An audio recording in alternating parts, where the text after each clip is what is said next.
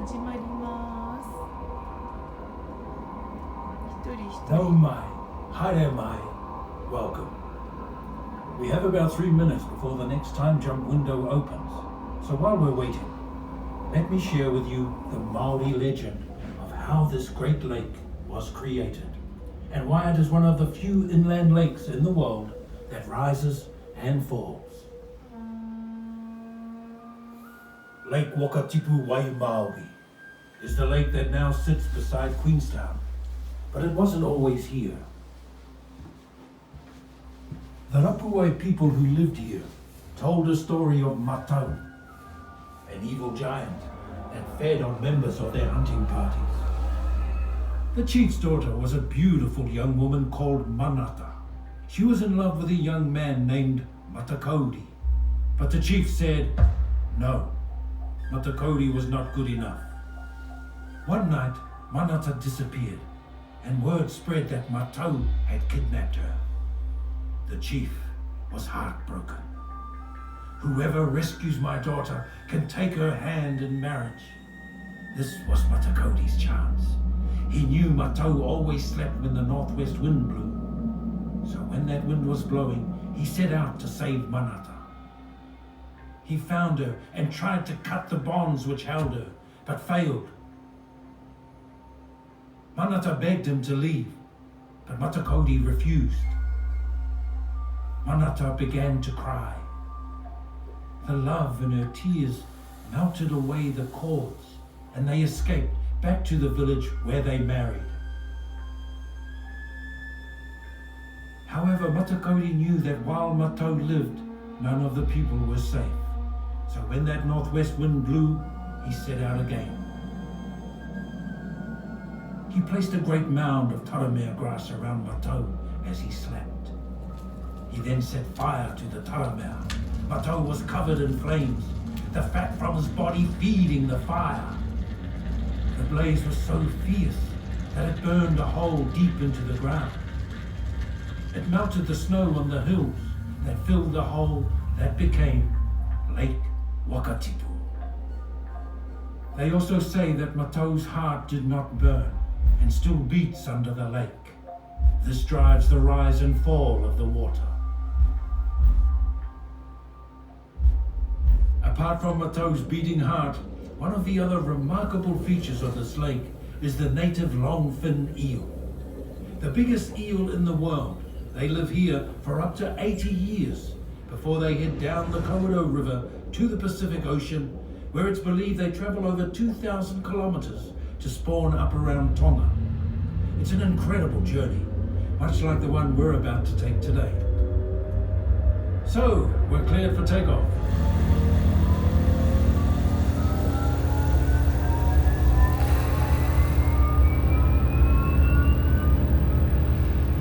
There's Queenstown as it is today.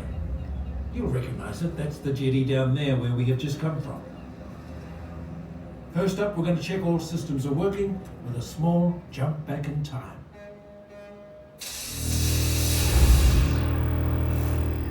And here we are, 1,000 years ago. And this is how Queenstown looked back then. It's 250 years before humans discovered these islands. Of course, there were no ground-based predators at all. It is truly a land of birds. So that was a 1,000-year jump. Now for the big one.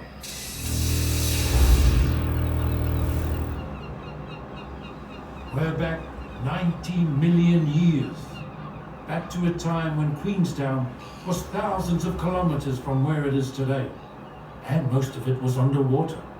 That's because it was part of a huge landmass that had just broken away from Gondwanaland, creating a separate continent, which is now called Te Riu a Maui. Even today, most of Te Riu a Maui is underwater. 90 million years ago, so was New Zealand.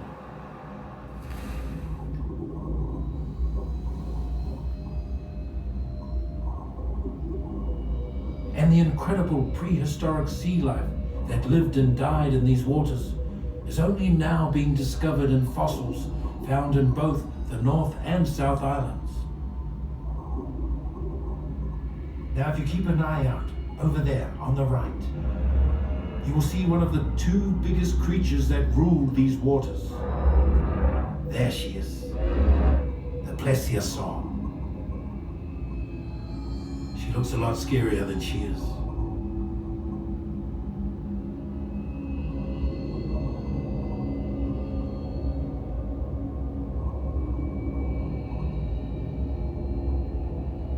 This fella, on the other hand, he's a mosasaur.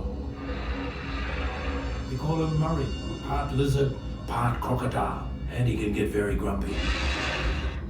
They grew up to 60 feet long and could weigh as much as 6 tons. In 1984, 2 fishermen at a place called Shad Point, not far from Queenstown, found a fossil of one of these.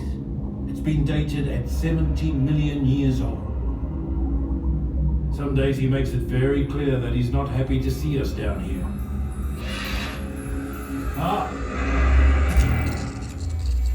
Hopefully, he hasn't done too much damage. Let's see if we can start on our way back to modern-day Queenstown, with a couple of stops on the way.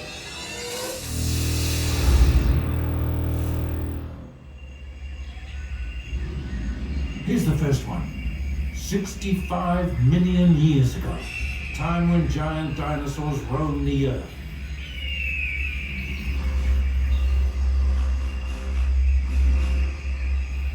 And there he is, our very own Tuatara.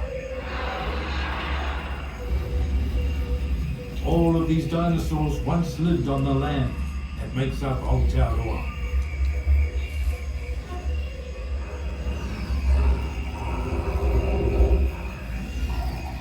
Their fossils have been discovered in the North Island, around Hawke's Bay. There's another reason we've stopped off at 65 million years. And it's about to show itself. Chicxulub impactor, an asteroid 10 kilometers wide, traveling at 72,000 kilometers an hour. It hit Earth where Mexico is today, creating a crater that was almost 200 kilometers wide. The blast traveled around the world, killing every animal that weighed over 25 kilograms. Tuatara was one of the few to survive. When the dust cleared, over 2/3 of all living creatures on Earth were gone.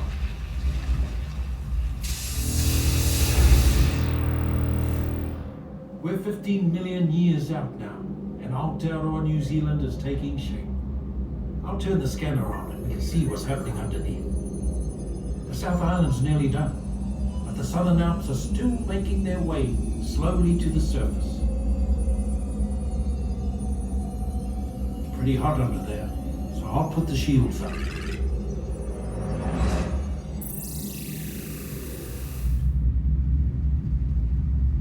That's the Australian plate and the Pacific plate coming together, forcing their way to the surface to create the Southern Alps.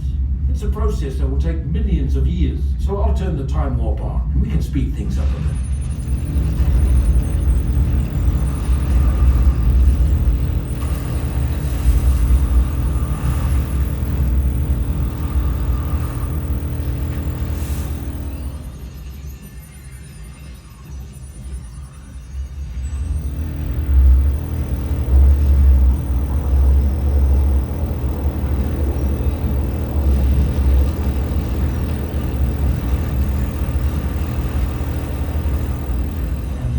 Southern Alps being born.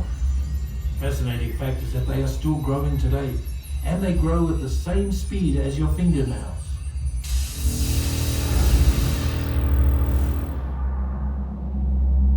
We're getting closer to home now, just 15,000 years out. And this is Queenstown during the last ice age, when the world was just 5 degrees colder than it is today. Lake Wakatipu still doesn't exist, but this glacier is about to change that.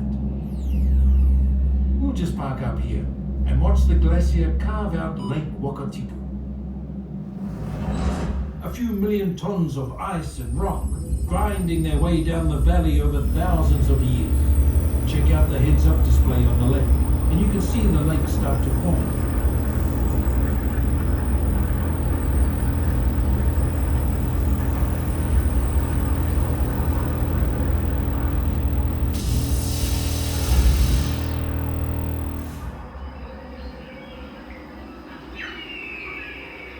And there we have it, Lake Wakatipu 750 years ago.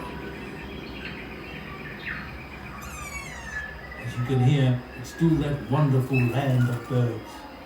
It's so safe that many of them, like the moa and the kiwi, have forgotten how to fly. And there's our tuatara, the only place on the planet you'll find them. But things are about to change, because 750 years ago, humans finally made it here as well. The first, our Maori ancestors, they had travelled across the largest body of open water on the planet, Te Moana Nui a Kiwa, the Pacific Ocean. 500 years later, they were followed by the first Europeans. And today, travellers from around the world continue to make that journey, many of them here to Queenstown. While Queenstown has a permanent population of around 20,000, they are joined each year by more than 3 million visitors who come to enjoy some of the most spectacular scenery in the world and to take part in a whole host of thrill-seeking, adventure-packed activities, many of them invented here. So while we wait for our clearance to land, let's get a small taste of the adventure capital of the world.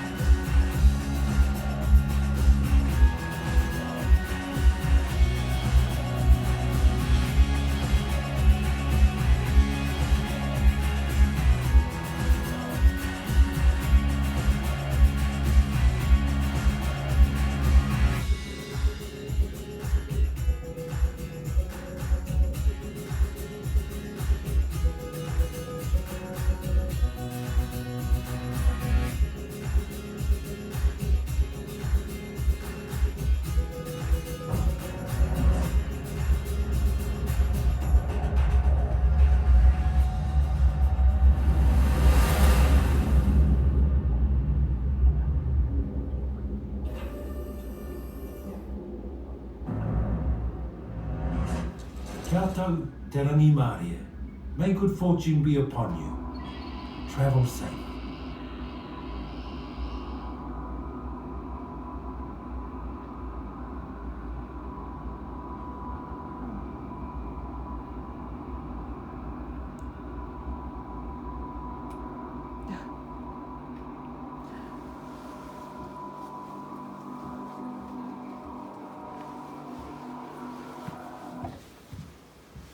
何これかわいいかも何これかわいいやだかわいい